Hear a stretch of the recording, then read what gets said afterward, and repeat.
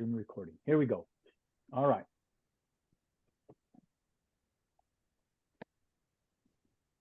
All right. Everybody can hear me?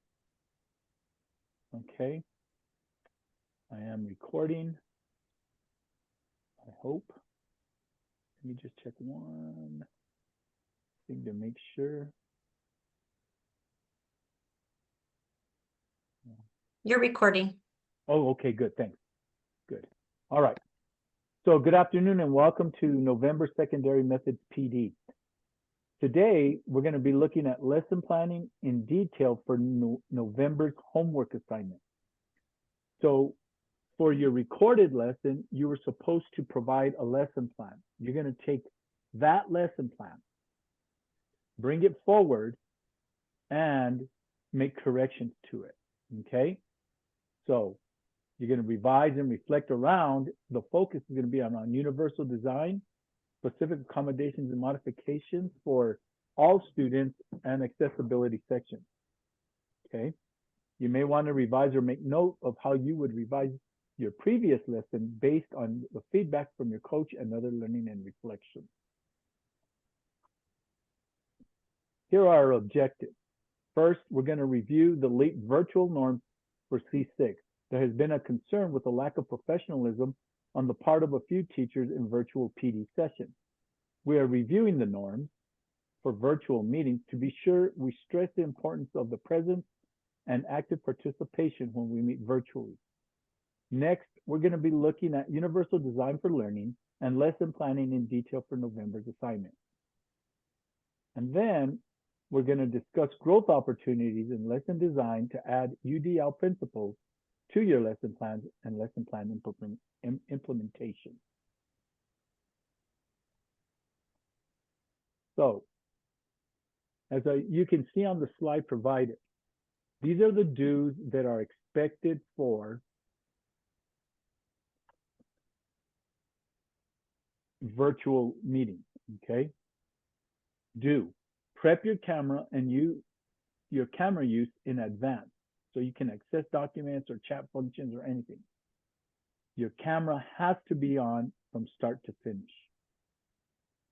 You have to be an active participant with thoughtful shares and in breakout. What we ask that you don't do, don't engage in other activities or commitments while in this PD or any future virtual PD. That includes, do not drive while in PD, do not coach, support teams or clubs, or have students that you are supporting while in PD. It is unprofessional to be at a loud restaurant, shop at Walmart, or participate in other commitments while trying to focus on PD.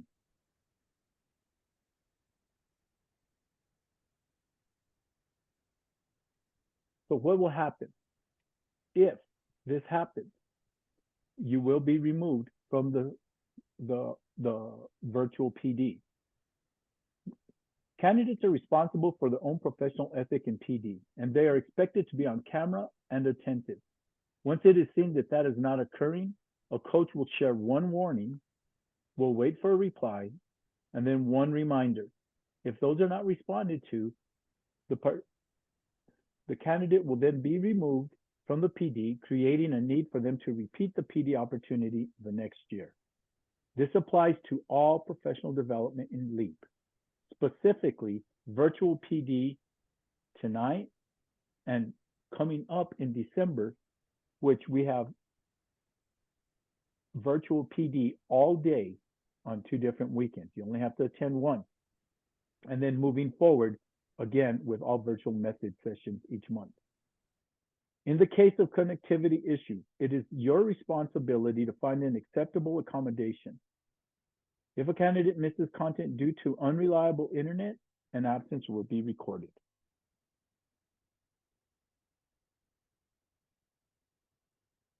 We can check that box now off our objectives. As I stated, we are going to look at universal design for learning again. We have provided, since the beginning pre-service, we've been looking at ways for you to learn about universal design and then incorporate it into your teaching, your lesson planning, your lesson preparation. And we're going to continue to give you those opportunities because we feel that it's very important that you have multiple opportunities to demonstrate this. All right.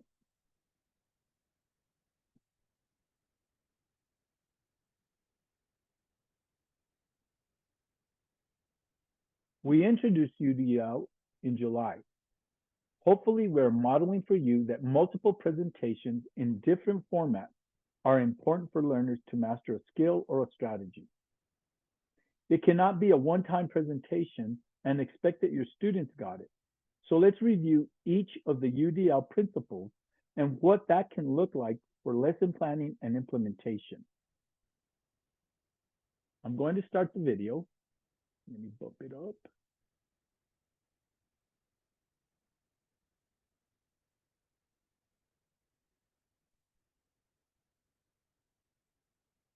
Multiple means of representation, which explains the what networks in our head, the recognition pieces of our brain that understand and process concepts.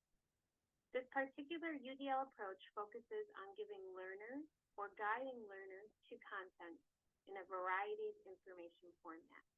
By providing key content in different ways, you can help students to build important disciplinary knowledge and ways of thinking about course content. While this principle can be implemented in no-tech, low-tech, or high-tech ways, UDL adopters often use free and low-cost technology tools due to their powerful learning possibilities. Let's talk about some concrete strategies that can help students across classrooms without watering down learning outcomes. Now, of course, not every one of these strategies will work in every course or subject area. It's important for you to find the ones that you're comfortable with and that align with your goals for learners. One important way you can provide multiple means of representation is to help learners to develop important vocabulary.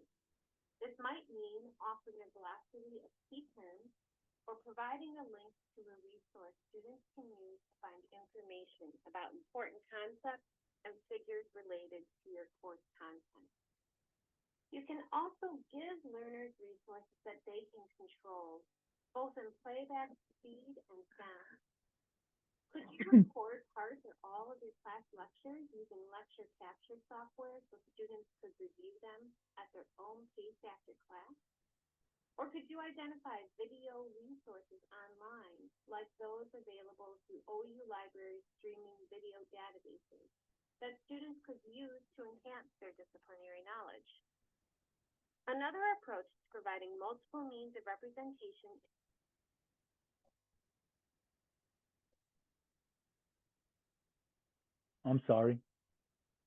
is to point out important relationships and structures to students. This might mean using a concept map to illustrate relationships between ideas in a course, or annotating a text to point out key features. You could also provide short videos that emphasize these connections or structural elements. And finally, consider how you can chunk information into smaller content to help students manage it more effectively. For example, can you dissect course content into segments and build topical or conceptual units that highlight connections between these more discrete ideas? Or could you use Moodle tools, such as the book or lesson activities, to break up content into more manageable packages to students? These are some ways to consider multiple means of representation that may help all learners in your classroom. Some of these may sound familiar, as many of them are simply good pedagogical strategies. If you're looking to target specific learner groups in your discipline, it's helpful to first identify who they are and what they need in terms of representation. For example, providing text and spoken equivalents of visual material can help non-proficient readers, international students, or introverts. Or offering content that has hyperlinked information or footnotes can support students with cognitive impairment, English language learners, and underachieving students. For more information on concrete strategies to integrate multiple means of representation into your teaching. All right. So what does that look like in your classroom? Here's some ideas and some suggestions that you may want to take notes to remind you again that November's homework assignment will require you to provide artifacts for your lesson plan. And these are some of those areas to consider. Let me be clear about what an artifact is. The homework assignment is going to ask you to provide an artifact. That it can be a picture, a handout, or whatever it is that you provided students. And then you get to upload that as part of your assignment and then explain how it worked and why you use that. All right. Here's some areas. And maybe some of you are using these or have thought of using them, but haven't. And now that you know that they're universal design for learning, it can make more sense. Okay. Guided notes are very good for all students because many have never been explicitly taught how to take notes.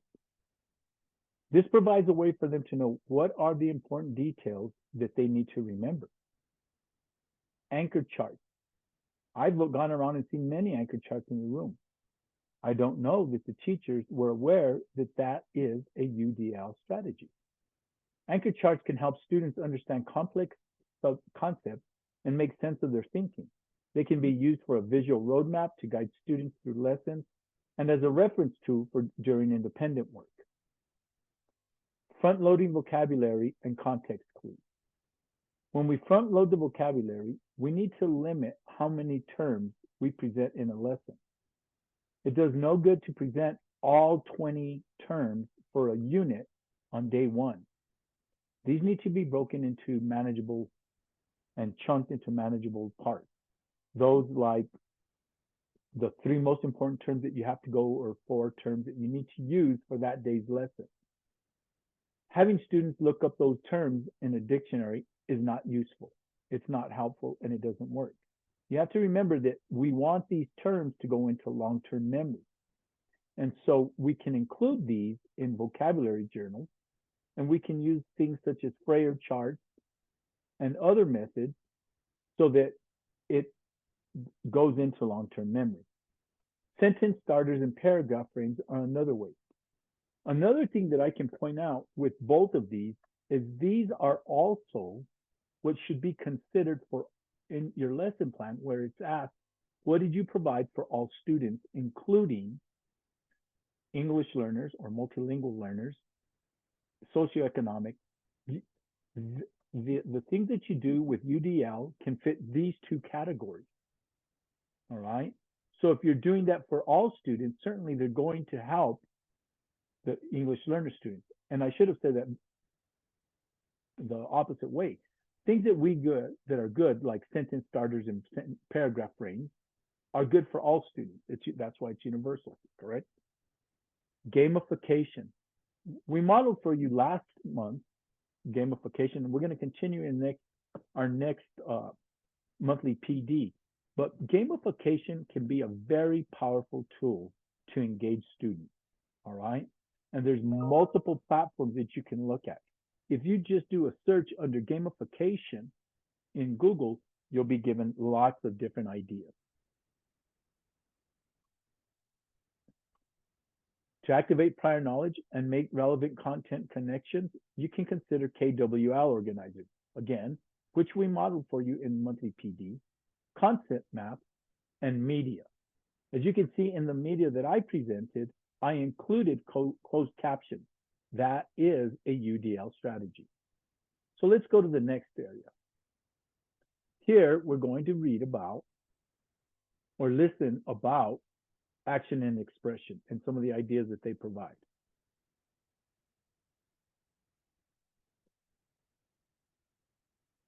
And expression, which gives learners diverse ways to express how they understand course content and develop course Oh, did it again. Skills as a result of course experiences. By providing a number of ways for students to demonstrate their knowledge, you can help them more fully attain course outcomes. While this principle can be implemented in no-tech, low-tech, or high-tech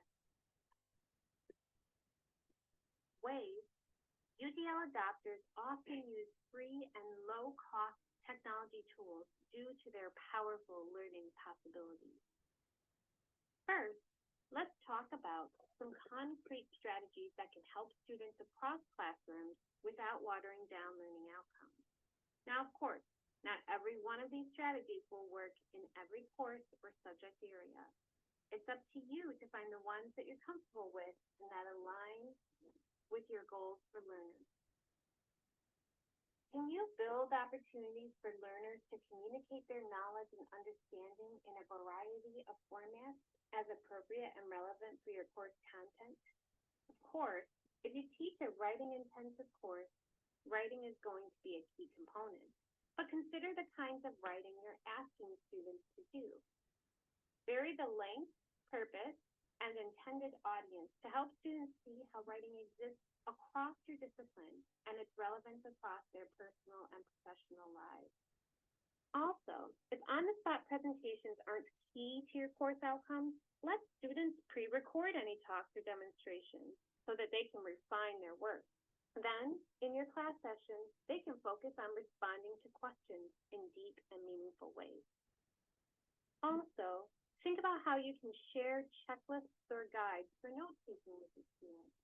This is a skill our learners often struggle in developing. Give them lecture outlines in advance of or after class so they can review content or build their note-taking abilities by giving them progressively less structured note guides. You can also give learners in your classroom examples of different ways to solve problems, both with real-life and academic examples. These kinds of instances can help them act on their own knowledge or see how your course is meaningful in their lives. You can actively do this by building time at the beginning or end of your course sessions where you focus on how the subject area knowledge can be used to think about real-world problems. Or you can pose authentic situations to students and ask them to consider how they would respond. They might have to come up with their own ideas, or perhaps they can find examples to share with the whole class. And finally, consider different ways students could express their knowledge and ideas with you and with their peers. Consider class formats that allow students to meet with you individually, with a small group of students, or as a whole class. This can be facilitated through on-campus meetings or synchronous sessions online using WebEx and Moodle. These are some ways to consider multiple means of action and expression that may help all learners in your classroom. Some of these may sound familiar. All right, let's take a look at this.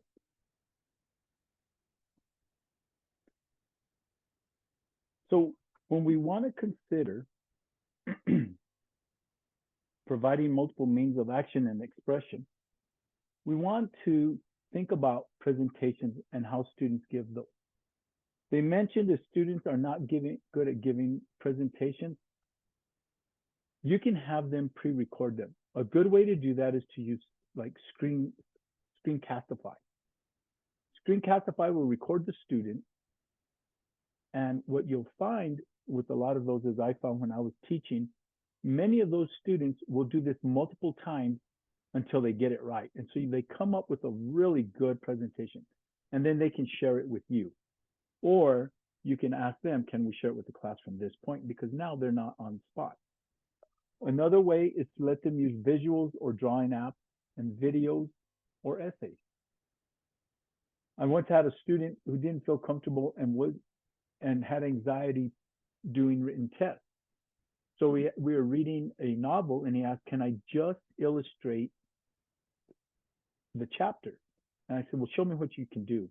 So he provided me with a 6-panel illustration on a large piece of like poster paper. In those 6 panels, I could follow the story exactly as it occurred, and I knew what he got from the key points. And I kept those for about 10 or 12 years. And as I taught later, when I introduced that chapter, I used those panels as a um, gallery walk, or having students predict what they thought were going to happen in the chapter, giving them kind of a preview, but not everything. Okay, and then we would go back and look. Another thing that you can consider. Hey Tim, I'm so sorry. Um, is this a good time to ask a question for customer assistance? uh, Not To really. be, Trying to get. We're kind of on a timed thing here. What's your okay. question? Well, I could use some support in terms of visual presentations because what I found is that my students, even when I try to ask them to like pre-record something or like having to Okay, record something in the so why classroom, don't they set up a don't set up do- set up send me an email and I can meet with you and give you some great ideas. okay. All right, thanks. Okay, I'm just trying to stay on task because we got this 30 minutes is real tight. Okay, but I'd love to meet with you on some great ideas about that. All right. Um, some other things are even like checklists, especially for executive function checklists, rubrics. A teacher asked me the other day that they're doing group projects, but students were coming and not staying on task. I said, have you tried using checklists? And this for a class like for Legos or something, and having them accomplish tasks and they check it off. A lot of these are great ideas. So we're going to move to the last video, which is on engagement. Good. This one's clearer at least. Okay. And let me start that. Fast forward. Oh. Students with multiple means of engagement, which answers the question of why students should learn this content or when they will use this information. While this principle can be implemented in no-tech, low-tech, and high-tech ways, UDL adopters often use free and low-cost technology tools due to their powerful learning possibilities. This particular UDL approach focuses on giving learners diverse ways to be involved with a course's content, fellow students, and the instructor. By building in different engagement opportunities, you can help students see the relevance of disciplinary knowledge in their academic, professional, and personal lives. First, let's talk about some concrete strategies that can help students across classrooms without watering down learning outcomes. Now, of course, not every one of these strategies will work in every course or subject area. It's important you find the ones that you're comfortable with and that align with your goals for learners. Can you consider ways to build learning activities that have real-world purposes and audiences? These kinds of tasks might involve an in-depth immersive experience, like service learning, but they can also be smaller experiences or more hypothetical. For example, ask students to identify potential audiences for their work or real-world applications for what they're doing. Or ask past students to share how their course experiences both met learning outcomes and was authentic in their professional and personal lives. Also, build in opportunities for students to have input in how classroom tasks and activities are designed. Of course, you need to do this within reason, but there are a number of ways that learners can have a voice in classroom structure. Ask them to decide whether certain discussions take place online or in a face-to-face class session, or take the class temperature by collecting regular and informal feedback on how students see activities relating to the attainment of learning outcomes. This kind of feedback can help your work as an instructor, but it can also force students to consider how they can better align their work and efforts to achieve learning outcomes.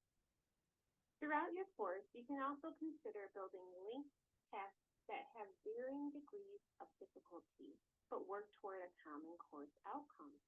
These varied assignments or activities will require different levels of engagement and attention, but they can help learners grapple with challenging ideas throughout a course experience rather than just on a midterm or final exam. Also vary the order of activities in your classroom in terms of the effort students have to put in. Go from easy to difficult or difficult to easy to gain students' attention. And finally, think about how your prompt and frequent feedback to students might foster their engagement in the course. Use rubrics to clarify your expectations and expedite the grading process, while also giving concrete and timely information on how learners can improve their performance going forward. Or stagger assignment dates so that you don't get overloaded with providing feedback. Don't discount the formative feedback peers can provide, especially if you use a grading rubric or guideline. These are some ways to consider.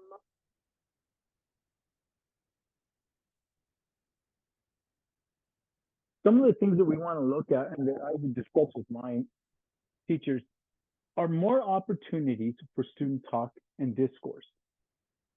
Okay? It's good to have students with partners and stuff, but if there's not real intention when we do a turn and talk, if there's not a point to it for them to share out, it kind of loses the momentum and the relevance for the activity. And so we want to look at these things like turn and talk or a jigsaw or a think, pair, share, or a think, write, and pair share. For example, in the think, write, and pair share, I can have students with their partner. I pose the question. I ask them to think about it. I provide some time, like 20 to 30 seconds. Then I have them write out their response. After they've written out their response, I have them share it with their partner, or getting out of their seats for a movement, find 2 other people to share it with. This allows for meeting all 4 language domains. They are listening, they are reading, they are speaking, and they are writing. Those are the 4 language domains that we look and are considered for English proficiency for English learners and multilingual learners. All right. But they're great to incorporate in all lessons. All right. You want your students to be able to do that. Okay. Cooperative group roles, assigning tasks. When we assign tasks and hold people accountable for those, it works better. It eliminates the need for one student doing all the work and the other 3 just hitchhiking. Brain breaks and movement breaks. When you're doing transitions, if you're moving from one activity or one topic to another, it's okay to give a brain break or a movement break. Losing 1 minute of time will not cost you the whole class. All right? I know this was quick. I know I presented it, but every content coach now will go into theirs and continue with it. So I'm going to go to the next slide. Nicole, I wrote down your name. I'm going to reach out to you. You can reach out to me so we can talk about you, and we can even set up a Zoom meeting so we can discuss it more about some ideas about what you're talking about that I may be able to help you with. I hope that'll work for you. All right. So electives, you're going to remain with me here on this Zoom. If Suzanne, Rhonda, and Margot, if you'll share yours. I have Stephanie. My link just went up in the chat. Awesome. I'm gonna put Stephanie's in the chat if I can. I think I have to stop sharing. Okay.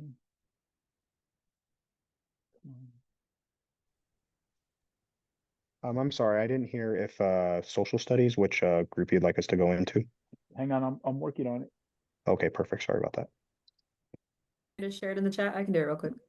Do you have it, Stephanie? I'm sorry. I know you sent it to him, but Yeah, I'm having a problem downloading it now. No worries. Thank I you. got you.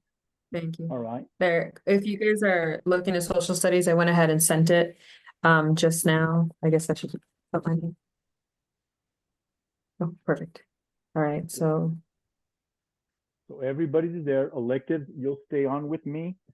And it was good to This see is a- everybody. If you have any questions on anything that we covered that you'd like to discuss more with me in general, just like I told Nicole, shoot me an email. We can set up a time that we can discuss that more in detail.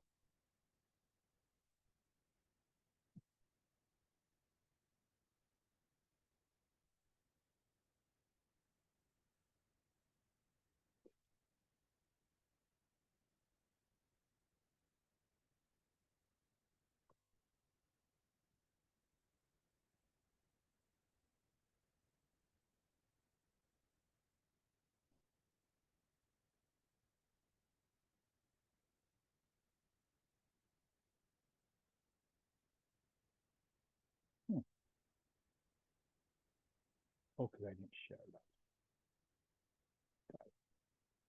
All right, I think we have everybody, right? So I'm we still in the wrong one. I can't. go to the chat and scroll to the one that is yours. It's in the chat. You just have to scroll up or down to find yours.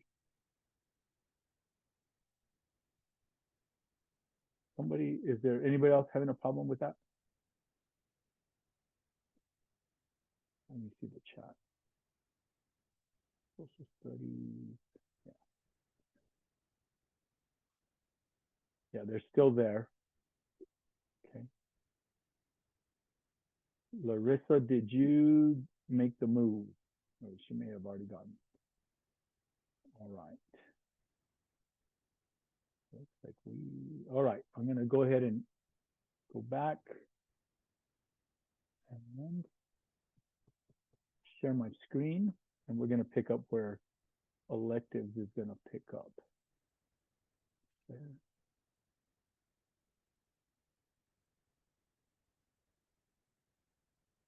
Well, I did pretty good on time. I tried to time this out as much as I could, and it worked out pretty good. All right. So, and hopefully, Nicole, we'll go over something now too on our slides here that might even help you even a little bit more. I didn't realize that you'd also be on this one. So now we can look at how we can do some of these and offer some few more ideas for incorporating them into your lesson planning specifics to more to this. Now, as I stated at the start of tonight's PD presentation, November's homework assignment will be revising our October lesson plan. Note the arrows. The content standard has to be written out. We've mentioned this several times, but if you're just providing the abbreviation, your coaches or myself, we don't have these memorized. We need to see and read the content standard so to check if it matches the daily objective. So make sure that you're writing those. And the box will get really small, but trust me, when I have to look at it, I just expand it and I'm able to read it and check it. The universal design for learning strategies must be filled out. That's the area that you see here, okay? What UDL are you using for the lesson? October's homework assignment number 3, making connection of it, provided lots of examples, plenty of examples for you to consider to put in each of these boxes. Plus, we're going to go over some more now, plus what we already did. The other parts you need to fill in, okay, are second page added to be completed. The first box is specific accommodations and modifications for students with disabilities. Any students that have an IEP should be listed here by initials and what those accommodations are. The second box is how is this lesson accessible to all students, EL, multilinguals, economically disadvantaged, Native American students. Hint, if you listed UDL strategies, those can also go here. Other accessible strategies come from the September matrix for multilingual learners, which you were asked to list for one student from the go-to strategies for English language learners. The third box is for your self-reflection. How well did the lesson go? Okay, so I'm going to see, hopefully I can do this. I'm going to close this just enough because I don't think we did well with this part. So I'm going to stop the share real fast. I'm going to copy. It's going to take me just a second.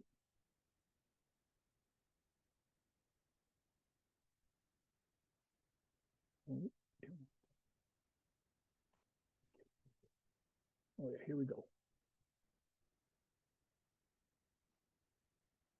Here's some questions that you should consider when you do your reflection in the lesson plan. I'm going to copy them and I'm going to load them in the chat. You can copy them and put them on a Post-it or whatever. I'll give you some time to do that, all right? Did that go out? Come on.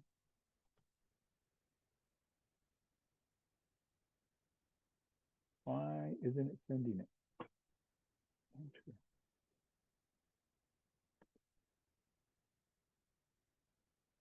Enter, baby.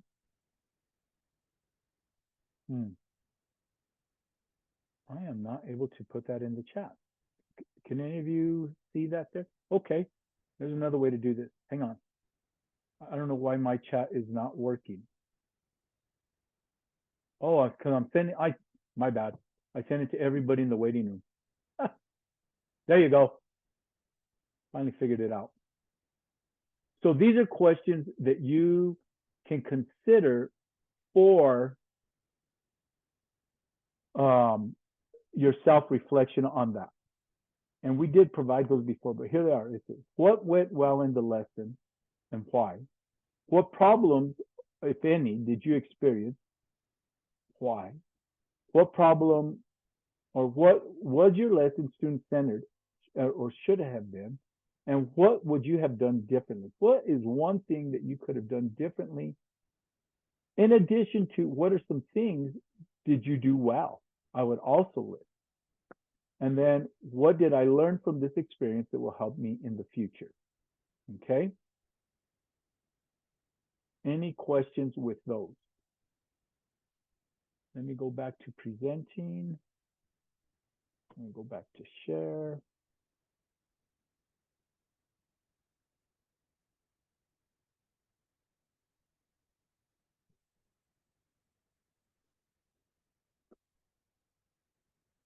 There we go.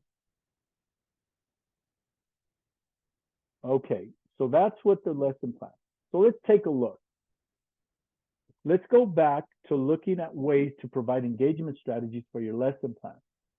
Here, I'd like to point out to you some research and evidence for collaboration and community learning. We want to consider cultural archetypes.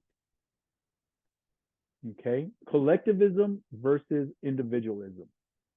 Dr. Soretta Hammond, in her book, Culturally Responsive Teaching and the Brain, states, humans have always sought to be in community with each other because it enhanced their chances of survival. As people moved from rural to urban, so they became less communal and more individualistic. Most European cultures were rooted in individualism mindset. The collectivist worldview is common among Latin American, Asian, African, Middle Eastern, and many Slavic countries. Collectivist societies emphasize relationships, interdependence within a community, and cooperative learning. Collectivist societies focus on interdependence and group success.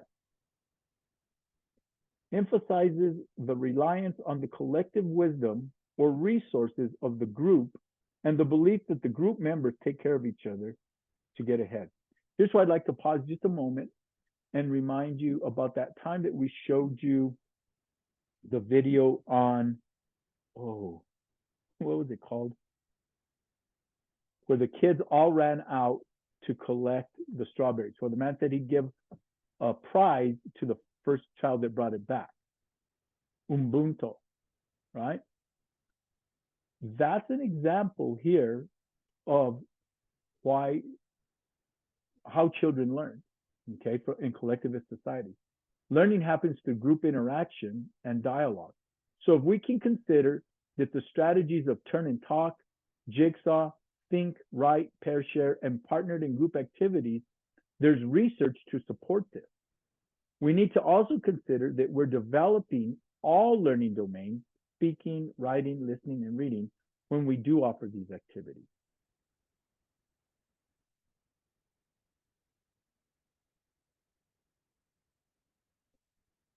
In this slide, we're looking at the engagement and culturally diverse learners, okay, how it affects and what you can do.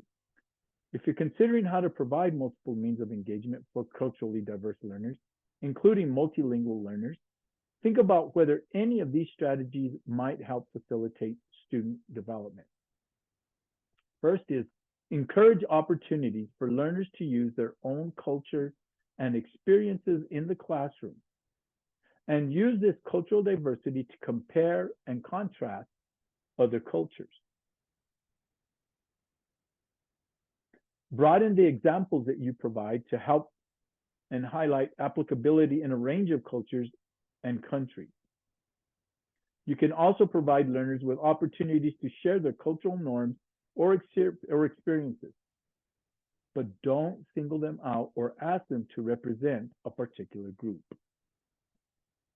Another thing we can do is offer a range of activities. For example, individual, paired, group, for both in-class and out-of-class learning tasks. Another thing that we can consider for these students is to develop a buddy system. In this buddy system for all learners in a class, identifying a go-to peer may help students feel less intimidated asking questions, discussing issues, or inquiring. Are there any questions regarding these?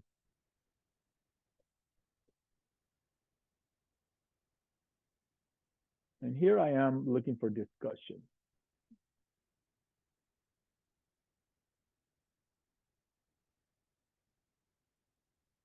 As you can see, we're looking at this from the lens of diverse learners, culturally diverse learners, but it can work in all instances, in all classes, okay?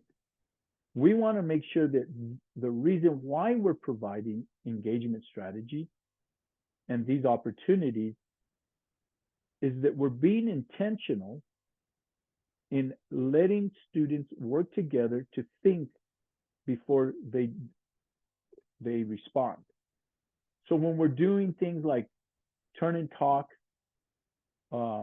heads up, heads in, tails up, think, write, pair, share, all these types of things, we want that interaction to be something that they can take back and use with the lesson to meet the objective.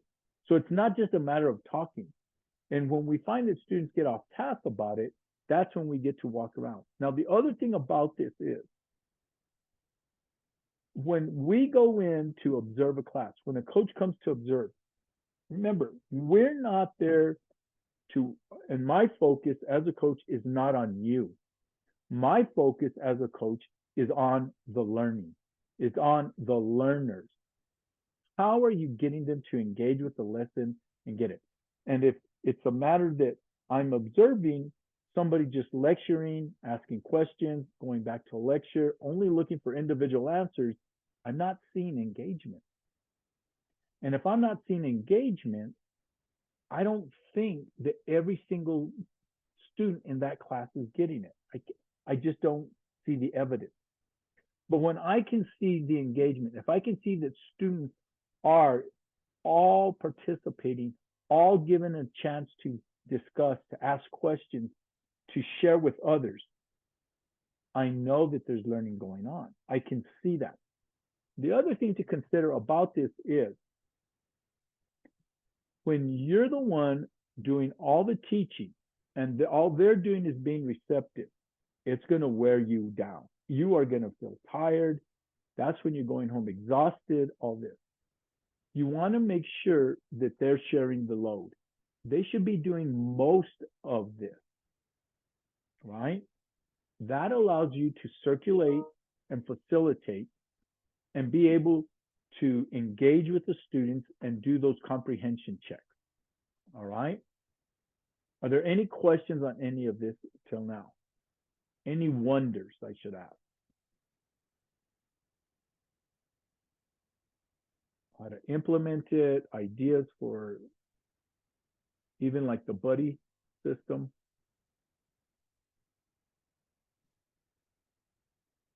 All right. We'll move forward.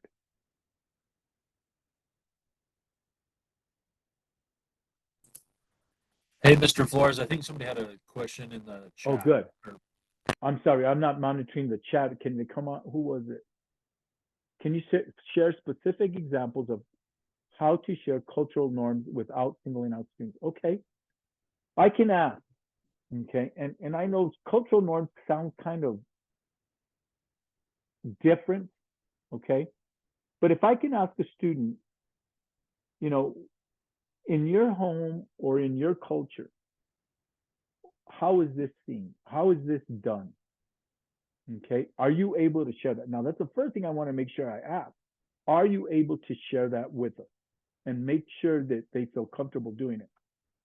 When I was teaching in Hemis at Hemis Day School, I asked a student one day a question, and it was about his culture. And he was a sixth grader, and he kind of gave me a look like, and I could see he was very uncomfortable. The good thing is that it was just he and I that I asked. It wasn't in front of a class. It was out on the playground. And he finally answered up and he said, I'm sorry, but he didn't say I'm sorry. He goes, I can't tell you that. I can't share that. And I said, oh, I apologize. You know, I crossed the line there. And I made him, I said, I really appreciate that you let me know that you can't share that. And I really want you to know that I respect that and will not ask you questions pertaining to those gifts. And if I ever cross that line again, if I ever ask you something that you are not able to share, you just got to give me that. Exactly what you said. Can't share that with you. And that's enough. So there are going to be things at times that students cannot share about their culture. For rituals, for it being sacred, that's good. I mean, we need to respect that, right? And we need to make sure that they understand that we respect that. But there's other things that we can ask students, you know, how is this done? Or do you know of a different way that I think we can prompt or look for that response? I hope that gave you a little bit of answer, Nicole. Thank you. All right. Any other questions? Again, and I appreciate whoever let me know that there was a question in the chat. I'm not able to manage the chat. I'm looking at the slides in my notes. So if that happens again, please somebody just come off of mute and let me know there's a question in the chat, or just come off mute. There's fewer of us now. So let's take a look at representation. Okay, representation offers a lot of strategies to consider, and it's one of the easier principles that you can implement. I want you to take some time and review these and answer in the chat things that you have done with your classes that you see in here. So I'm going to be monitoring the chat also now. I want you to take a look at, oh, what did I do? Whoa, right here. All right. What are some things that you have done in your own classes and tried of any of these that you see here?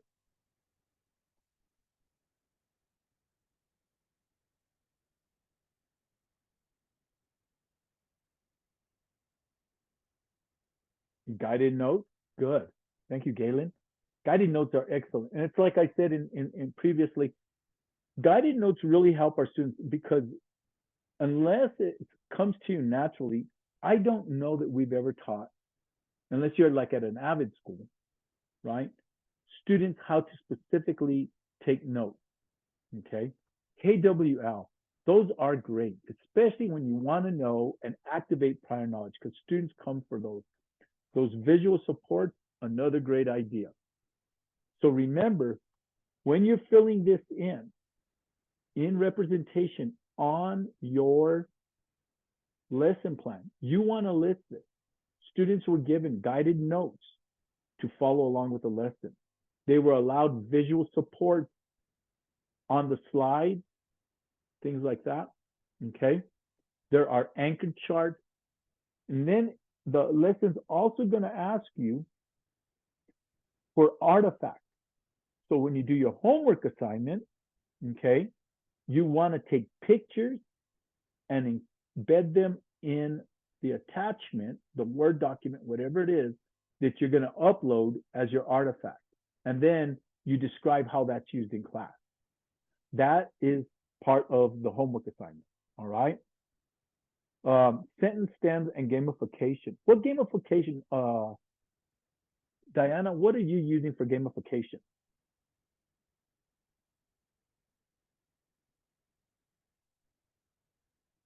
Oh, I use Kahoot when we are like kind of get that practice going, and then I also use GimKit when it's more like right to review for an exam. Great ideas, right? I used to use Quizlet Live. Oh, it was awesome. Quizlet Live costs money now. Quizlet, just to use it, costs money now. It used to be free. Everything used to be free. I don't want to put that much money. I don't have a class, but it was awesome. You talk about interaction. Kids are competitive by nature. They want to win. And you'll see kids, when you scramble teams, they don't care what it is that they don't like or they don't get along with a kid. They want to win, and they're going to get it, and they're going to agree, and you're going to see cooperation. And it may only be for that period, and when the game is over, they go back to what they were. But in the moment, those 3 team or 4 team members, they're all in to win. So everybody is getting a part of it, okay? A vocabulary sheet in both languages. Thank you, Richard. Okay. Sentence stems. Let me tell you about sentence stems and discourse. I have teachers that when I want to teach how to have a discussion, right? I have specific ways that students don't know how to answer. So I'm going to provide sentence stems, and what they do is they make these copies and they tape them to the desk. And it'll be, I agree with you, but, or I disagree with you, did you consider?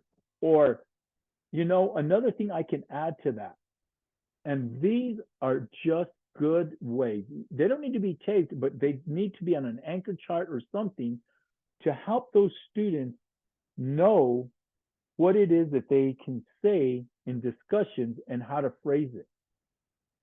All right, thank you for sharing, everybody. Let's look at some other ideas that we can use. I'm going to close this chat. Here's some other ideas.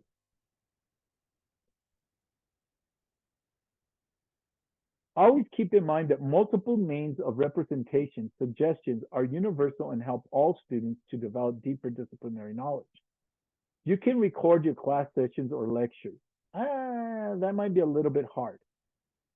That was something I think that was offered when you have to go virtual, kind of like we are. I'm recording for people who aren't here. When we were in COVID, we recorded all our lessons, and it helped when students were absent, we could share that with them, okay?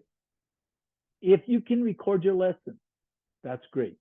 But you can also offer, if you're using PowerPoint slides, you can offer those PDFs, much like we do for you in LEAP, and just post those in their Google Classroom, if you're using Google Classroom or Teams or whatever. That way they have access to come back to them. And it really helps with that makeup work for those kids who are absent. All right. You can provide reading support by offering text on key course concepts at the beginning, intermediate, and advanced level, permitting students to use translation materials or text-to-speech as appropriate within your course content, and offering definitions for vocabulary and key concepts. How many of you are familiar with Nusella and Common Lit and ReadWork?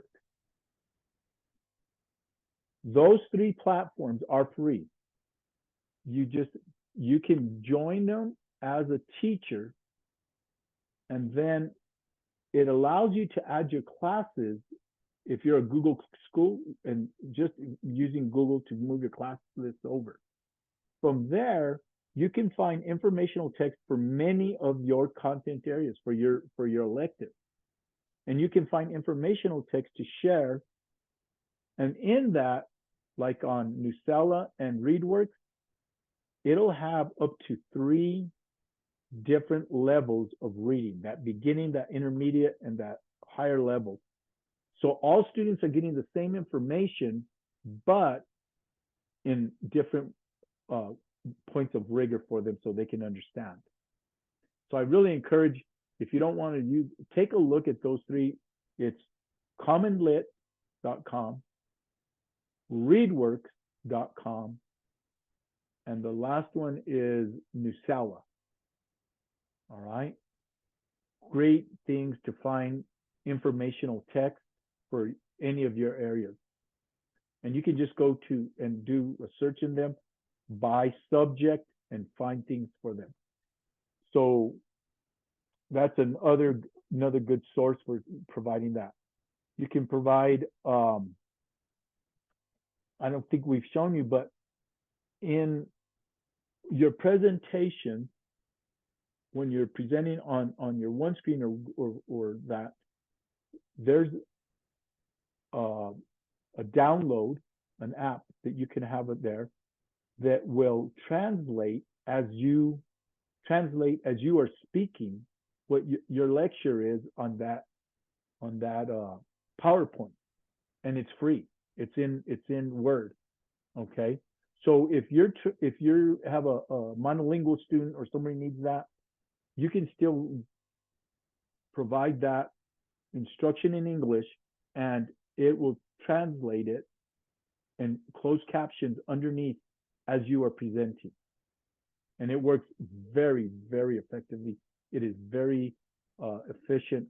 If you need more information about that, let me know. Other things are like text to speech, things like that. Visuals when describing key concepts, flow charts, manage culturally assumed knowledge, and offer resources that may help. We are going to, I don't know if we're going to give them out in November or January, but the PED just sent us some more. They have thousands books of. Let me get my book. Hang on. It is.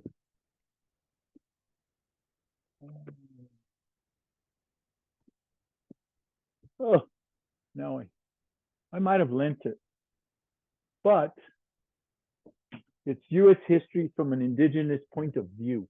A great resource to have. Might be just, I know you don't teach history, but it's it has other things in there that you can consider. Okay. Provide study resources for learners such as study guides, old course documents. If you have some old textbooks, old course documents, that's another way to give information, right? Share study techniques and strategies that emphasize critical thinking skills over rote memorization. Oh, good. All right. Now let's take a look at multiple means of action and expression. This encourages students to demonstrate their learning in a variety of ways. Okay, we can provide options that offer students multiple ways to show that they've learned, such as writing, presentations, projects, or multimedia. I can give my students different ways to show. If a student says, like, I'm not comfortable writing this out, but I'm really good at, I know the information, well, then have them present it. When my children were in elementary school, they had to pick a research project. My son was like in 3rd or 4th grade, and they put their research findings on like a science board, and then they had parent night. We came in, and each one of those kids sat around, and it was like science fair, but it wasn't science fair. It was another topic. Each one of them got to present. But what I saw what they did before that I started incorporating to my class was, when I had students do a presentation, I would only have 3 or 4 presentations a day. I would take those 4 students and put them in 4 corners of the room. I would have groups of 3 or 4 go to each one of those groups in the room, and they presented their whole presentation, which usually lasted like 3 minutes, 5 minutes, and then we rotated. And so what that allowed them to do was practice it at least 4 or 5 times. Then they got up in front of the class and presented. That gave them, they were confident, they knew the material, they took feedback, on their stuff, things like that. We talked earlier about letting students illustrate what they know, okay? You can also provide students with tools and technology that kind of like we just talked about.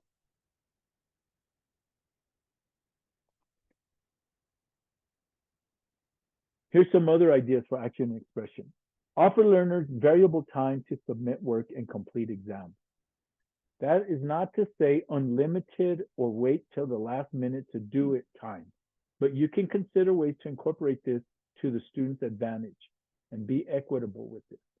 A lot of students get extended time. It's in their IEP, but we can offer that to all students.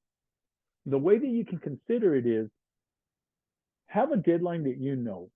Give that assignment out with plenty of time so you tell them days before when it's, I need it here, whatever. So you still meet those deadlines and you're not taking everything in all at the same time. It gives you time to do. You can also build in opportunities for feedback and revision. LEAP models this for you on homework assignments. You have to meet an 85%, but you're given feedback and allowed to revise the assignments to meet the criteria. You can do that with your students, right? You give them feedback, let them resubmit the assignment. The point is you want them to master the material to be proficient. If you don't give them a second opportunity after they've seen their mistake, that's kind of hard. With quizzes and exams, I used to allow my students to return during their own time, usually during lunch or after school. Some would come early in the morning because I was always early. They could go look at their tests, go over the mistakes that they made, and then do some more practice examples. And then they could retake the test. And as much as I could, I'd give them a different test. Same topics, but different questions and stuff. All right. That way, they had an opportunity to improve their grade. Every once in a while, students bump. You have kids, they're perfectionists. They want the 100. I had kids that got a 92 that would come back and say, can I retake the test? I'd be like, okay, yes. They're giving up their time. They wanted the 100. It was important to them. Yes. I had kids that got a 48 or a 50. So I'm just come back. We can do this. They put in that maybe take 15 minutes reviewing, and then I'd say, okay, show me what you got. And then they could demonstrate. Sometimes it could be oral. All right. But it gave them another opportunity. Limit the points assigned to grammar and spelling unless it's necessary. Is anybody here teaching English language arts? No. You are my electives teachers. So if you can understand it and the point is gotten across, give them credit. That's not to say that you don't point out the mistakes and let them revise it, but you don't have to penalize them. The point is they know the material, okay? Provide learners with a range of assessment types, not just writing-based tasks. Allow learners to demonstrate their learning in multiple formats, and this can be beneficial, particularly when learners are given autonomy in their assessment opportunities. Written, visual, and oral assessments can help educators understand learning from a variety of angles, informing instruction and shaping future assessment. All right. Let me make sure. Good. We are rolling. Now, of course, not all of these strategies will work in every course or subject area, but it's important that you find the UDL strategies that you're comfortable with and that align with your goals for learners, while also identifying those that might be incompatible for your course. So next thing that we're going to do then is we are going to go to breakout rooms. So I'm going to have this here, and this is what we want, and then I'll show you how we go to the breakout room. I'm going to have you choose a breakout room. I have them by, I created breakout rooms by content as much as I could. Like I've got a PE house, a computer science, financial literacy, and business all going together, consumer science, home ec, culinary arts, you guys are together. And what I want you to do is consider today's presentation and what are some strategies or activities that you've incorporated into your lessons previously. and I want you to discuss them in your group. What strategies or activities will you try to implement from today's PD, moving forward, putting it on your next lesson plan? Any ideas that you can share with each other? And then when the time is up, I want you to come back and be ready to share out with the whole group once we return from the breakout room. It seems like we have a lot of people absent, so I may have to move some people around. Let me stop my share. And breakout rooms. Where's my breakout rooms?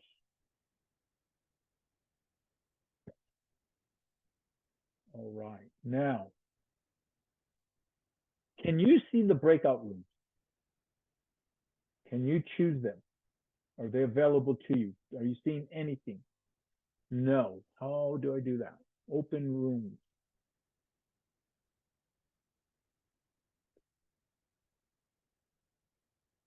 How about now? Are you seeing anything?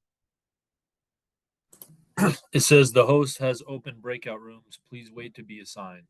All right. Where's my PE people? Who's PE? Genesis? Oh, okay. Here we go. Let me see if I can do this. Genesis. Who else is PE? I'm health with, you want health Health. with? Yes, health with PE, yes. I'm health as well. Who said that? I need your names. I'm just looking at this. So Galen, got you. Yes, sir. All right. Who else? Kristen Gregory. Christine Gregory. Yeah. Got you. And Stephanie Nez. And Stephanie. Okay.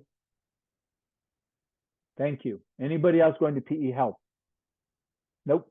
Next, I have computers, business, financial literacy. Who needs to go to those? Carter Wesca, definitely. Carter? Yeah. Got you. Rejoice. Who else? Rejoice? Yeah. Thank you. Monica. Monica. Natalie. Natalie. Aaron.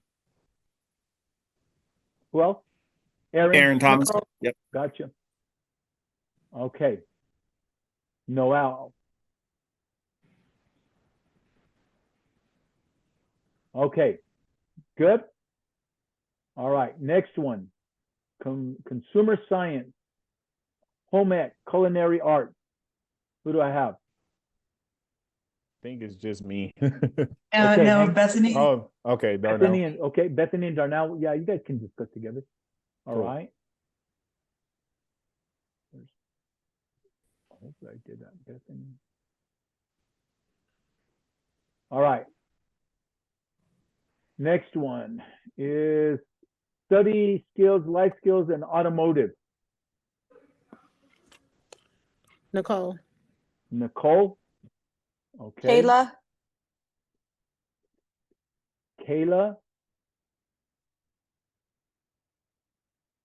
Anybody else? No? All right. Then what we have left is languages, art, and choir, right? All right. That's Diana, Jesse, Richard, and Shelby, right? My hand up when you were asking for PE and health. Okay, Richard, I can still put you there. There you go. You're gone. All right, here we go. Diana, Jesse, and Shelby. Good. Good. I thought I didn't know how to pre-assign them. So I'm gonna pause the recording and all right, welcome back. I hope you got to talk. I hope that worked. I'll get better at it for next time.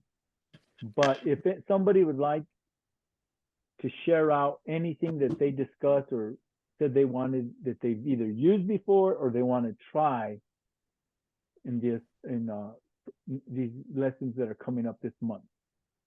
Anybody want to be the brave one? Yeah, I'll go. So I teach health, sixth grade health, and I was talking to Richard about it. I really like using guided notes and just kind of going over with it with them through the board, mainly because they sixth grade they don't really know how to take notes, and then Exactly. two, it's just kind of showing. Well, it's visual, and I'm talking about it, so they're kind of getting it those two ways as well. And one thing that I would like to maybe start doing is a vocabulary wall or something of that sort.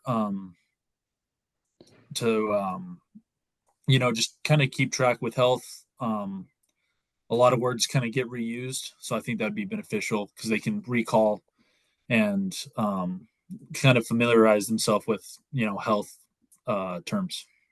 If you're going to consider word walls, there's been some research that word walls are not good. It's how you use them.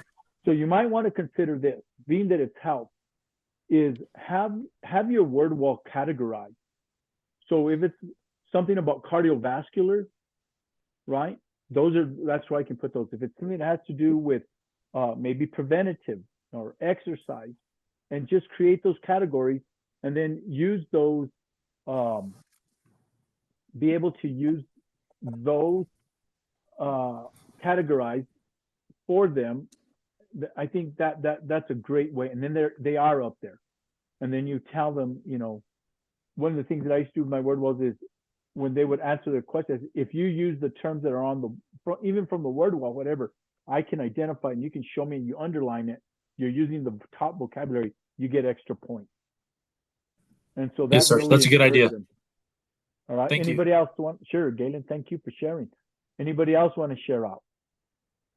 Galen, since we talked, I was using vocabulary words in the handout with English and Spanish. So I've got a lot of ELL kids and also a lot of kids on IEPs. So I found that to be helpful to put in front of them that they have to hold on to and save. And from what Galen had talked about, I like the idea with the guided notes because at ninth grade, they still don't know how to take notes. And try to help them build outlines easier maybe and highlight them. Another thing you can consider too with those guided notes is, or even taking notes, teaching kids how to take notes is it's a T method. And so I take that left column, about a third of it, and then leave 2/3, and I provide them with the key concepts that I want them to focus. And then when I go over that concept, I guide them there so I don't have to do as much prep work, right? This is important. This is what you need to have. So if it's a term or something that's important, then on the right-hand side across from it, they fill in the notes. And then you leave room for each one of those. That's another way that you can provide guided notes.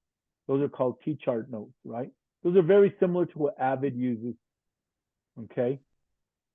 Anybody else? We got time for one more. Nicole? Oh, so we talked about just really focusing on those UDL models, using those visual aids. I did one lesson with the Freya model, and that was my first awesome. implementing that. So it was, yeah. So we talked about those things and trying to use more gamification as well, just to be interactive and get the kids excited and engaged in learning. I can offer one more. It's called jeopardylabs.com. Real easy to create Jeopardy games. And that one is still free. There's some that are already created, but I would use that. That one is more as review, or once the information is all in, because now they have the facts and stuff, and then you can create the categories, provide the answers. They got to give the questions, right? It's really easy to create. It keeps score for you. You create the team, and when the team answers, you just click on that team and it gives them or subtracts the team. So it's just like the Jeopardy game, and it looks, the board, everything easy to create. So that one is jeopardylabs.com. That's a great one to use for gamification also. Another one that we saw at the NIEA conference in Palm Springs was called Blook It. BLOOKET. It's another free one that you can use for gamification. Well, let me share my screen again because we've gotten to that point for you guys that you can take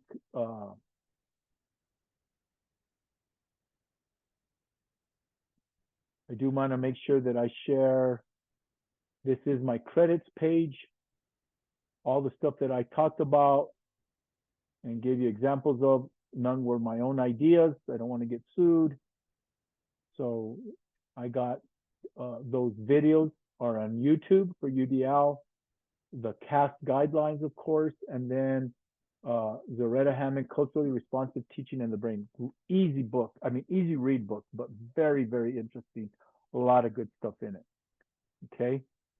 Here is our attendance QR code. All right. Make sure that you answer fill out the form and push submit. We've had people saying, I was there, I can show you the notes. I go, yeah, but you didn't push submit. And then I send it back though. All right. If anybody has any questions after this, I'm going to stay on for a little bit. I appreciate you all being here tonight.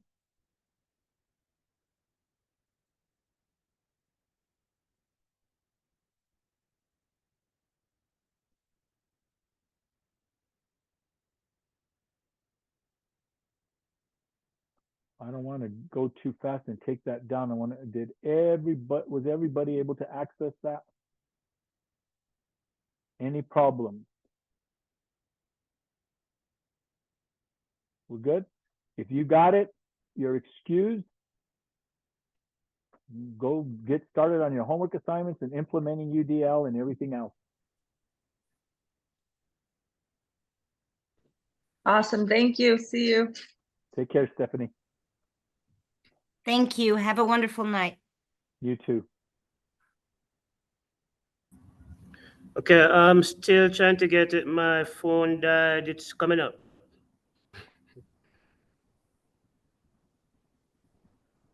Did you get it? I'm going to get it now.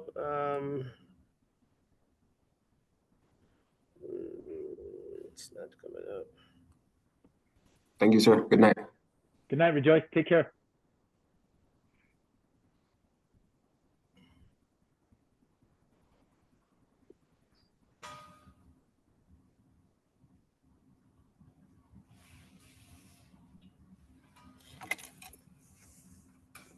Question. Hear me? Good. It's not the thing here, but it's more about the video. So Rhonda had messaged me. I fixed my problem where my video kept cutting out. I got that resolved. Rhonda messaged me early about my camera, and I turned on the backlight. And then after a while, I went ahead and turned it back off again. I see you and I'm active and participating. But then Michelle had messaged me again about it. My whole time, my adult life with work and everything, even with an accounting firm, if I had to stare at for a long period of time, a backlight really bothers my eyes. I started getting a headache. So, I mean, with the lights off, you can see if I sit up close, then you can Well, see. I think if you'll turn off your blurred screen and use a lamp instead of that overhead light, then you'll be able to present yourself. But what's happening is you're using a blurred screen and you're sitting away from it. And when there's no light, you're blurred yourself. So if you unblur your screen, I think that that's going to help it. And then you need to have a little bit of a lamp or something there that can help you. All right. To put on the thing, because right now I turn the blur off, but when you're talking, it's just a habit. I just lean back in a chair. So I know it's dark and you have trouble seeing me, but it's not that I'm not participating. Okay. So I just wanted to see what you would suggest so I can look at getting a lamp. But I just have a small lamp, a desk lamp, and I put it behind my computer. So I use this for this. I have an overhead for this, but I can show you that without the overhead, There's still plenty of light, and it's not bothersome. So I could even go to a dimmer wattage if I needed to. But the way your screen is blurred, I think you're falling out of it. So if you go to something else, and if you need, position yourself, if you don't want your stuff in the background, just position yourself at a curtain or something. I think that would also help. Okay. Okay, well, I'll look at the lamp. It's just